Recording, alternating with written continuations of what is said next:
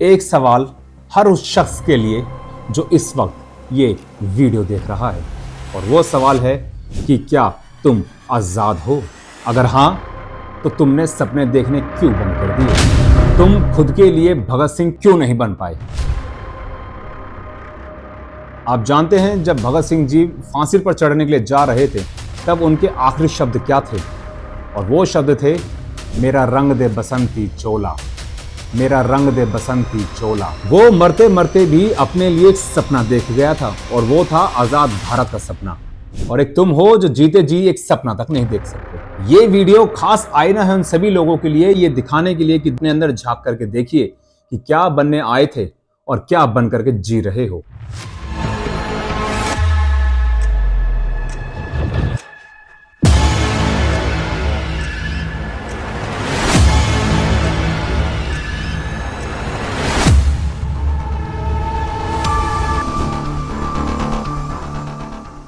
अभी कुछ दिनों के अंदर 15 अगस्त आने वाला है, और मेरे भारत के आम नागरिक इस दिन पर कुछ तो अपने व्हाट्सएप स्टेटस लगाएंगे, कुछ अपने इंस्टाग्राम की स्टोरी को अपडेट करेंगे, और कुछ तो पैट्रियोटिक गाने के ऊपर रील बनाएंगे, और कुछ तो अपने छतों पर चढ़ करके तिरंगा लहराएंगे। बट मेरा आज भी एक सवाल है आप लोगों से कि क्या तुम अपने अंदर अपने सपने को लहरा पा रहे हो? आज एक सवाल अपने आप से जरूर पूछिएगा कि क्या तुम सच में आजाद हो? भगत सिंह जी ने अपने इस देश के वासियों को ब्रिटिशर से आजादी दिलवाई थी, ये सोच करके कि एक दिन मेरे भारत देश का हर एक छोटा से छोटा नागरिक भी खुली हवा के अंदर सांसें ले पाएगा और आजाद भारत के अंदर जी पाएगा।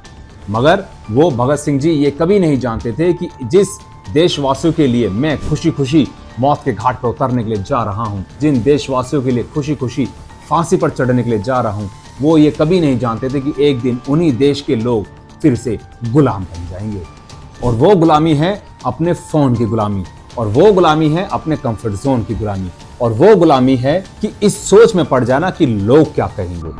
मेरे भाई, भगत सिंह जी ने जेल तोड़ने का सपना देखा था, और तुमने तो अपने सपने ही तोड़ दिए, उनको देखना ही बंद कर दिया। मैं पूछता हूं, आखिर क्यों? तुम कॉलेज जाते हो, डिग्री लेते हो, मस्ती मारते हो, क्लासेस बंक करते हो, और इन सभी चीजों के बीच में आप अपनी लाइफ का मकसद तक भूल चुके हो कि आपका असली में मकसद क्या था इस धरती पर आने का, इस भारत में जन्म लेने का मकसद क्या था आपका। जिंदा तो हो लेकिन जी नहीं पा रहे हो। तुम सपने नहीं देखते क्योंकि तुम्हें डर लगता है कि लोग क्या कहेंगे। तुम्हें डर लगता है कि अगर मैं फेल हो गया तो, तुम्हें डर लगता है अगर मैं हार गया तो, तुम्हें डर लगता है कि अगर मैं अकेला पड़ गया तो। यहाँ पर मैं आपको अपनी लाइफ की एक पर्सनल स्टोरी सुनाता हूँ, शायद आप रिलेट कर पाएं। आज से ठीक 12 साल पहले जब मैंने अपना घर छोड़ा था, तब मेरे मन में भी कई सारे सवाल उठ रहे थे कि रोहित, क्या तू कुछ कर भी पाएगा? जिस चार दीवारी को छोड़ करके तू अपने कदम घर से बाहर रख रहा है, क्या तुझे विश्वास है अपने ऊपर कि तू सरवाइव कर भी पाएगा? डर मुझे भी बहुत लगा था कि कैसे हो पाएगा। बटुए में थे केवल मात्र 500 रुपये, और साथ में थी मेरी बीवी और मेरी 2 साल की बेटी। निकल पड़ा था अनजाने शहर में, अनजान लोगों के बीच। ना घर का कोई ठिकाना, ना रहने का कोई बंदोबस्त। बस एक चीज थी जो मैं साथ लेकर चला था, और वो था मेरा खुद पर विश्वास कि अब चाहे कुछ भी हो जाए, दोबारा मेरे ये कदम घर की तरफ नहीं बढ़ेंगे। चाहे कुछ भी हो जाए, चाहे रास्ते में मेरी मृत्यु ही क्यों ना लिखी हो, अब अगर जब मैं पहुंचूंगा तो कुछ बड़ा बनकर ही पहुंचूंगा।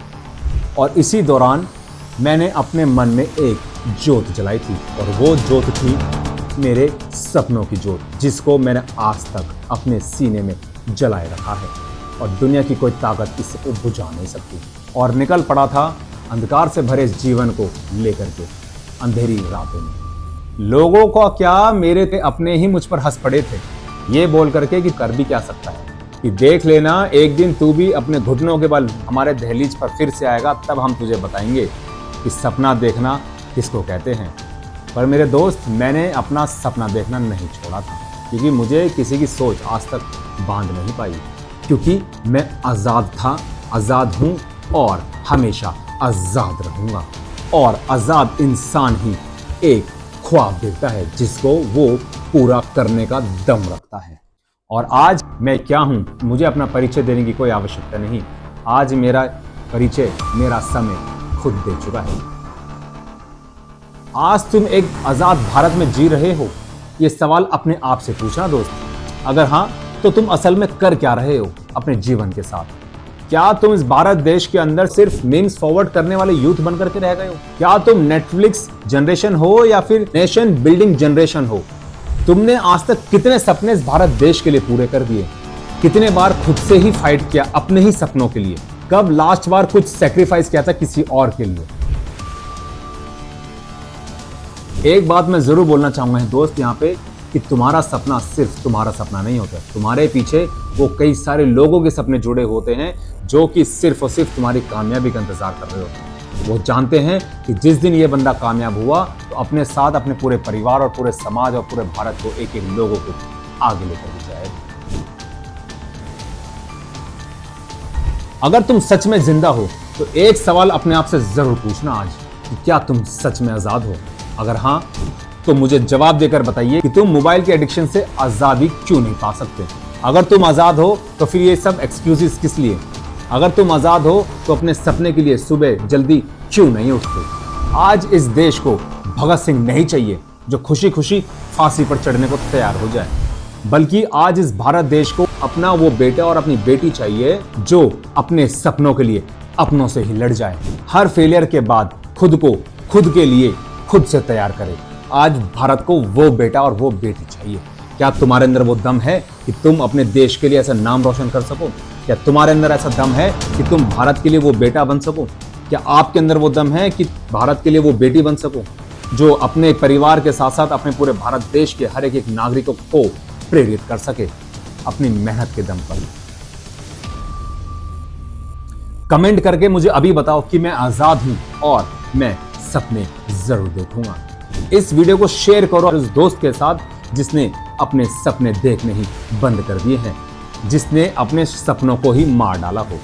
और मुझसे एक प्रॉमिस करो कि जब अगला 15 अगस्त आएगा तब तक तुम अपने सीने के अंदर एक सपना जरूर जिंदा रखोगे। और वो कौन सा सपना होगा मुझे कमेंट करके जरूर बताइएगा। तिरंगा लहराना सच में आसान है, लेकिन तिरंगे के लायक बनना उतना ही मुश्किल है। पर अगर तुमने सच में कोई सपना देखा है ना मेरे दोस्त, तो इस सपने को सच करके दिखाओ, ताकि ये भारत देश भी गर्वित महसूस करे कि मैं धन्य हो गया ऐसी औलाद को पाकर के। मैं आपका दोस्त रोहित बिधूड़ी आपसे एक ही चीज मांगता हूं, और वो चीज है केवल एक सपना जिसको तुमको जिंदा रखना है। क्योंकि मेरे दोस्त, अगर इस वीडियो को देखने के बावजूद भी तुम जीवन भर कॉम्प्रोमाइज ही करते रह गए तो ध्यान रखना, इस बार मैं नहीं बल्कि भगत सिंह खुद तुमसे पूछेगा कि बता, मैंने फांसी किसके लिए लगाई थी।